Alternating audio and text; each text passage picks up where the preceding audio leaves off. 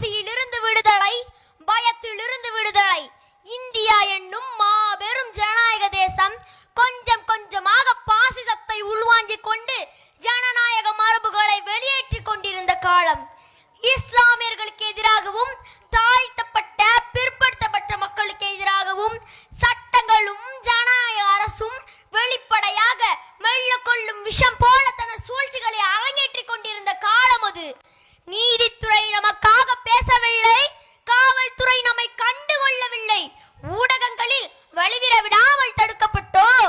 தேசிய கட்சிகள் என்று சொல்லக்கூடிய கட்சிகள் RSS என்னும் கரையான்களால் மெல்ல மெல்ல வலுவிழந்து கொண்டிருந்தது. இந்த சூழ்நிலை